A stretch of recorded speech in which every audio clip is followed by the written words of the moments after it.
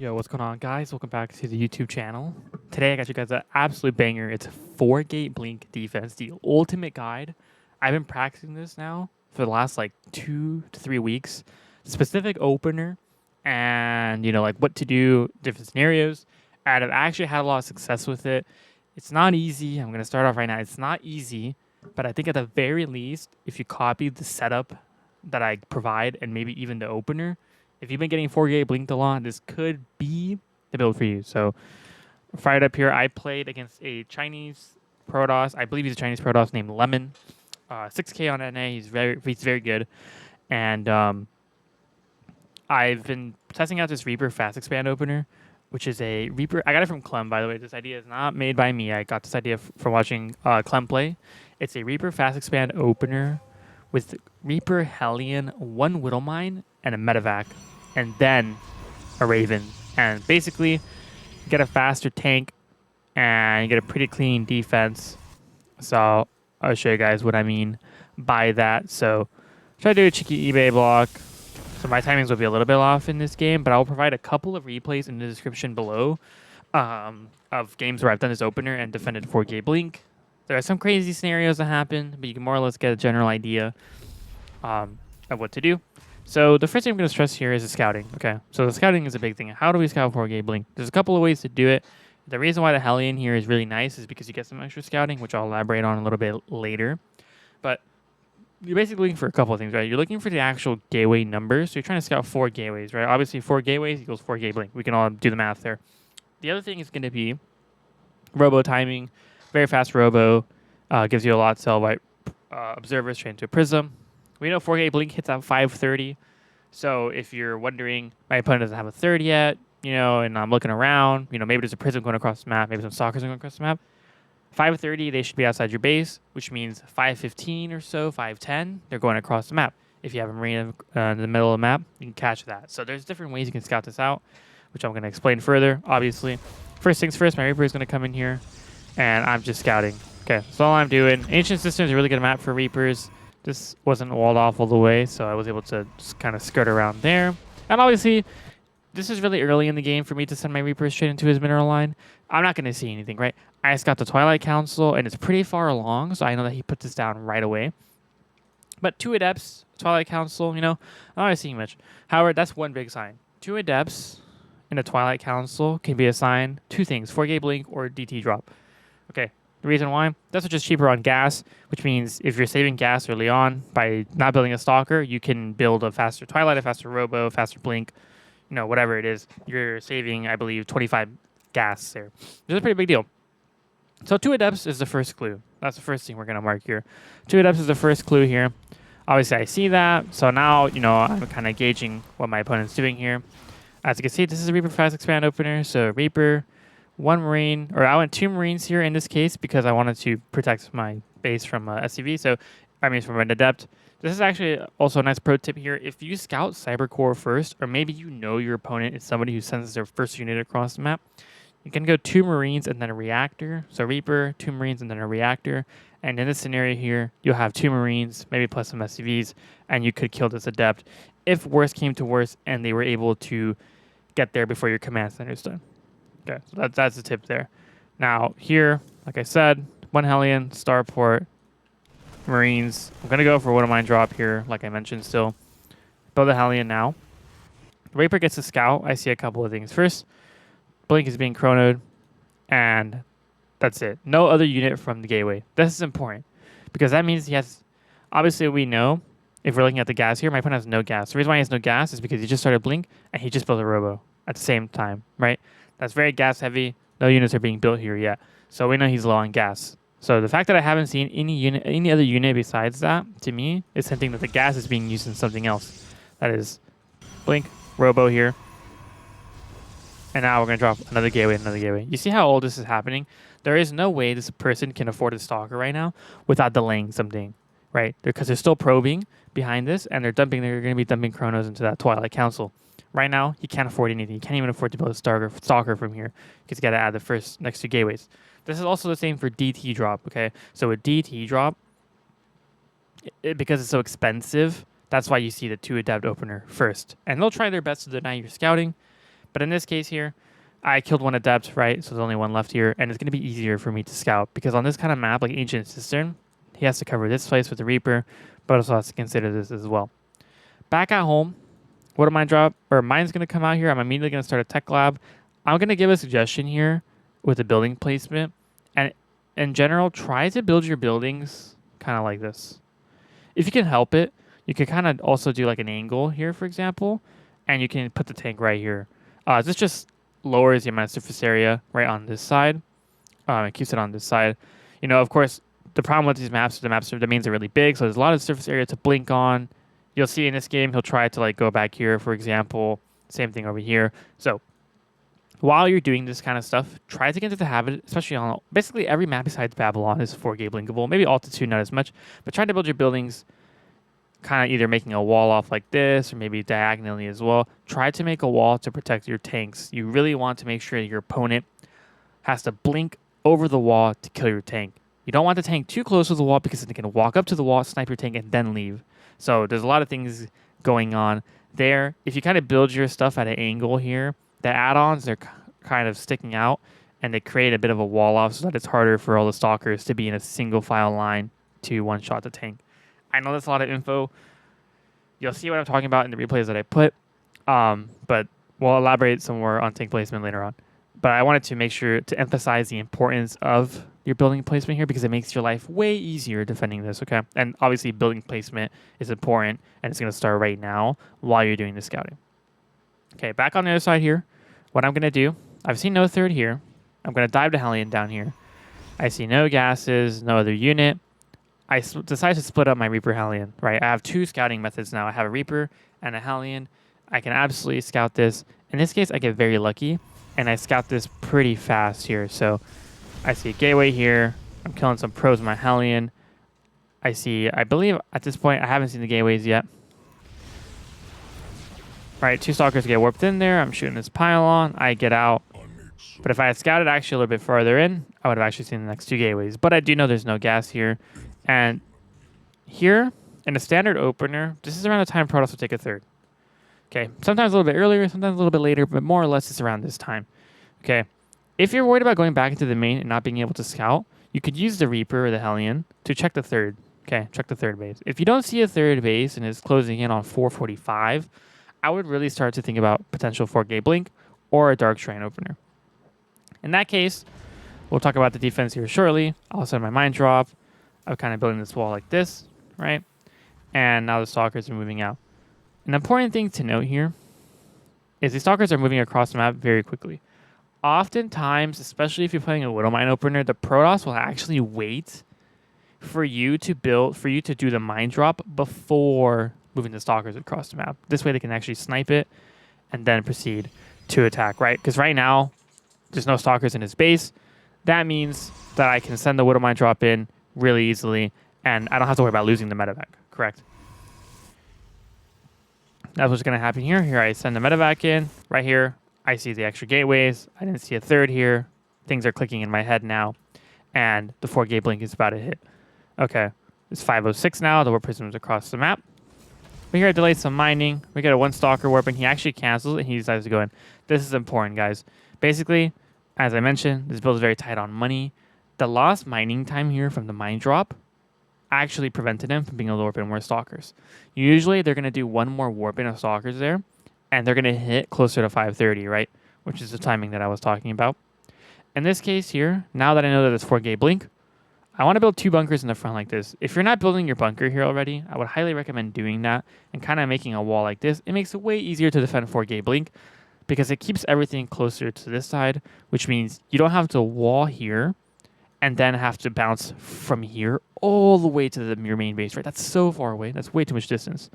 So if you close the gap here, it's way easier to go from this part of your main to this part of your main to defend. And obviously here, if he blinks over, there's much less surface area for the stalkers here, and they can get stuck between your SCVs and your Marines and all that stuff. So this position here is really nice. So if you're not building your bunker here already, I would highly recommend that. Of course, it depends. I understand. Not everyone's being 4 gate blinked, but for me, this is a very common occurrence, this opener that is. Okay, so now here, what I'm going to do now, and I had already built my engineering bay here because I scouted the 4 gate blink pretty late.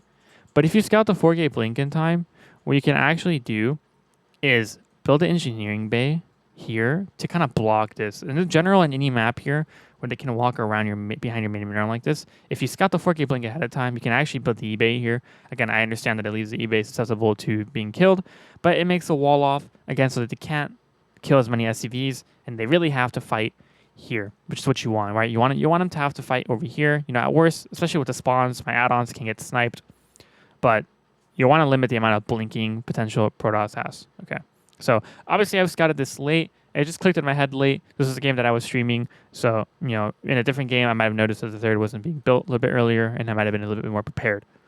Now, like I said, this is hitting a little bit early, and my second raid and my second tank aren't done yet. But looking back here now, I saved the mine drop, right? And you want to keep trying to save the mine as often as you can. Again, I understand that it's not easy, but if you could try to save the Widow Mine as often as you can, that's very good. Keep it in the airspace and keep them on their toes, okay? Back at home here, assuming that worse has come to worse and you haven't actually scouted the 4K blink until now,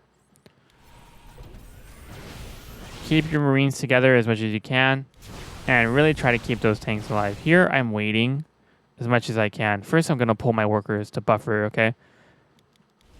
And then I'm going to A-click this. As I A-move this, on the other side of the map, I'm going to send that Widow Mine back in. Okay?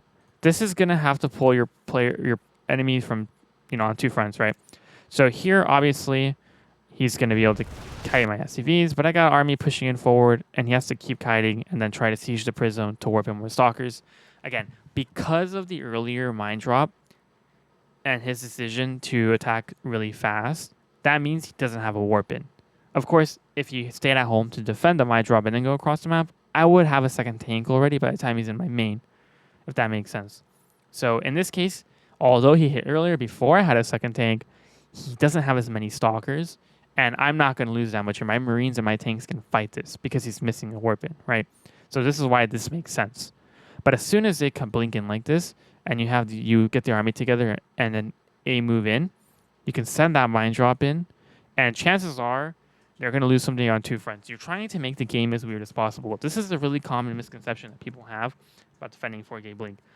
It's really not easy to just defend the 4K blink, try not to take any damage, because Protoss can probe up really hard behind this, and they can comfortably take a third. Okay, so you're trying to bully them back. It makes the game messy. I definitely understand that, but it's your best scenario here, best case scenario here. So I'm going to try to, and you can see I'm taking a little bit while to burn the mine. He pulls it away. I'm going to unburrow it like that, but then here, now I'm fighting this. I have the second tank siege, so I pull back. This whole time, my opponent's APM is being stressed. He barely gets another warp in of stalkers in, but I'm still chasing this thing with my mine. Okay, and as you can see, I'm still building SCVs and I'm still building Marines. That is the biggest takeaway from this, guys, is no matter what's happening, also how the hell did I just, no matter what's happening, just build units as much as you can, as often as you can. Just crank out units as much as you can, okay? So I'm building anything and everything I can. Back here, the Widow Mine's unfortunately not going to connect. I unburrow it. Look, lost mining time. He can't afford to warp in any more stalkers. Okay. Lost mining time. Can't afford to warp any stalkers. I understand my stim is a bit late and whatnot. He killed my tech lab for the factory, so I'm missing tanks. And that's okay, though, because even though that's happened, he's still missing stalkers, right? So in the end, I actually don't need that many tanks. Okay. I actually built this depot here to wall this off, so you could also do that. Gonna blink around. I'm gonna have two bunkers here, so that's gonna help me a lot. Drop a turret. Again, not that many stalkers, right? So I'm feeling good. Back here, I'm being annoying with the Widow Mine drop as often as I can. And if you get really good with this, what you could also do, which I highly recommend, is also send the Raven. If you're an F2 gamer, this might not be the best way to manage this, but at the very least, if you're able to get the scout off, the two bunkers here, and then one of the replays I'll include, you'll see me build a bunker here as well to defend my main. If you can already get that down, you're off to an amazing start. Way easier to hold than being surprised by it, okay? Now here I'm rotating. I'm trying to keep up. Get that mine drop there.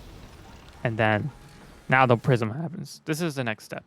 Once they feel like, and you guys are marrying get sniped, once they feel like you've defended the 4K blink, something that MaxPax has been doing is utilizing the prism to harass your mineral line.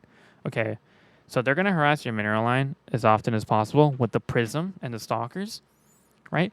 And it's going to hurt more if your tanks siege, because if they're smart, they'll drop the stalkers in your literally inside your mineral line, and your tanks will hurt you a lot.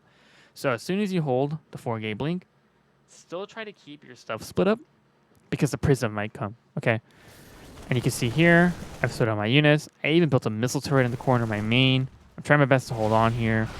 He's going to blink in. Again, we're just bullying each other. Look at this mine drop, still here. At this point, I've actually killed more probes than he's killed my workers. Turret comes in there. Now I got 3 tanks lined up like this. They cover a good amount of area together. And now my opponent's taking a third. Okay, this is the next step.